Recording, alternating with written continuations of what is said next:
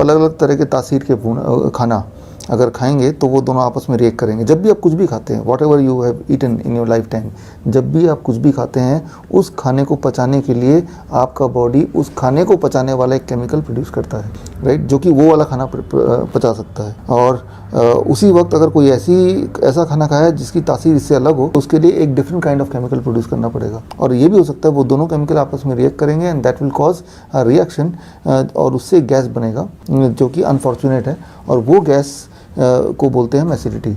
ये गैस अगर बार बार, अब ये तो क्यों होता है, मान लो मैं एग्जांपल दे रहा हूँ, ऑरेंजेस।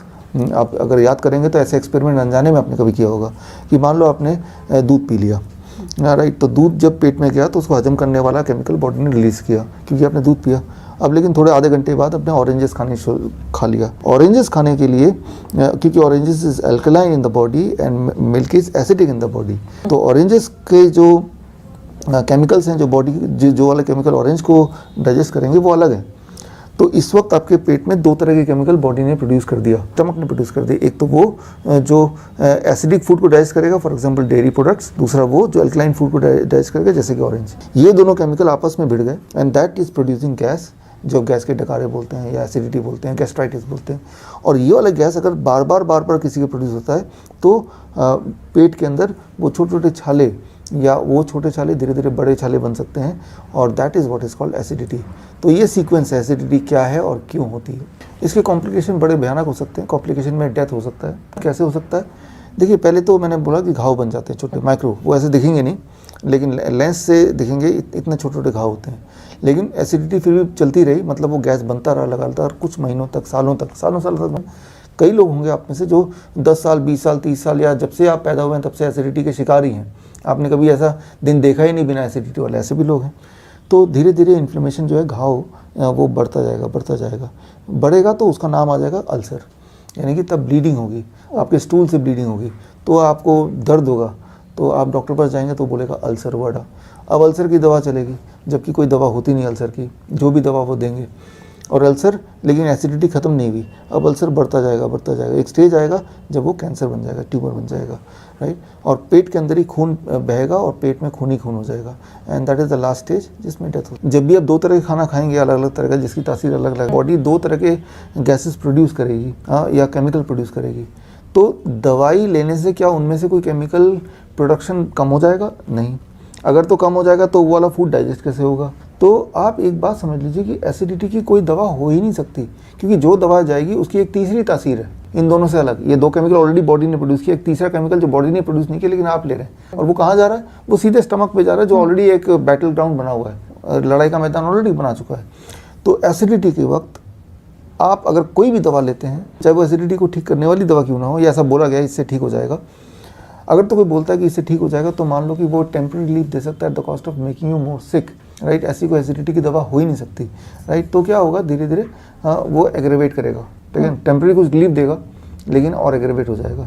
तो एसिडिटी के लिए छोटे मोटे दवाई जो लेते हैं, वो छोटे बड़े जो भी दवा लेते हैं या कोई चूरन ले लेते हैं, तो वो नहीं लेना चाहिए, क्योंकि उससे आप अगले स्टेज में प्रोग्रेस हो रहे हैं। अभी इन्फ्लेमेशन था, वो अल्सर की तरफ बढ़ रहे हैं, वो अल्सर था, अब वो कैंसर की तरफ बढ़ रहे हैं। कि जिन चीज़ों से एसिडिटी हो सकती है उन चीज़ों को अवॉइड करना, पहला तो यही सोल्यूशन हुआ। जैसे मान लो जो लोग इकोस्प्रिन लेते हैं, इकोस्प्रिन की तो एक हिस्ट्री रही है, इकोस्प्रिन जो एस्प्रिन जिसे बोलते हैं, एक हिस्ट्री रही है कि वो आपको एसिडिटी करेगी।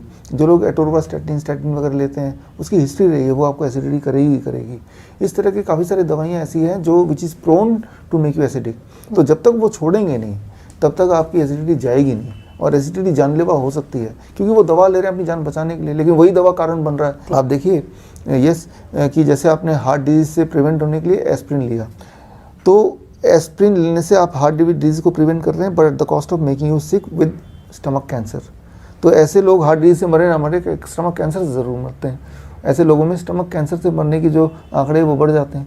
तो आपके मरने की पॉसिबिलिटी घटी नहीं दवा लेने से, उल्टा वो बढ़ गई, राइट। एक बीमारी थी पहले, अब दो बीमारी हो गई, एक हार्ट डिजीज तो था ही था, एक कैंसर भी हो गया। क्या करना चाहिए? पहले तो इन दवाइयों से पीछे छुड़ाना चाहिए। अगर मान लो आपने पीछे छुड़ा लिया और एसिडिटी फिर भी नहीं गई, तो उसका सोल्यूशन क्या है? इसका सोल्यूशन क्या है? वो बड़ा ही सिंपल है। इसे हम बोलते हैं 3 स्टेप प्रोटोकॉल, स्टमक प्रोटोकॉल। ये बड़ा इंपॉर्टेंट है। तो उसमें सबसे पहले 24 आवर फास्टिंग। मान लो आपको एसिडिटी है, भयंकर है, सालों साल से है, आप 2-3 दिन में 3 दिन में ठीक होना चाहते हैं तो सबसे पहले है 24 आवर फास्टिंग, 24 घंटे की फास्टिंग करनी है। कोकोनट वाटर फास्टिंग, कुछ नहीं खाएंगे, कुछ नहीं पिएंगे, नारियल पानी पिएंगे 3-4 ग्लास पूरे दिन भर में। जब पिएंगे तो पानी की तरफ ना पी के एक बार में चाय की तरह धीरे धीरे सिप करके पिएंगे। ताज़ा तो कोकोनट वाटर, ना कि पैक्ड एंड बॉटल्ड, राइट। और उसके अलावा अगर पेट में हल्का हल्का दर्द वगैरह भी है, डिस्कम्फर्ट्स भी है, तो आप अदरक को कूटेंगे, अदरक को कूट के 1 चम्मच जूस निकालेंगे।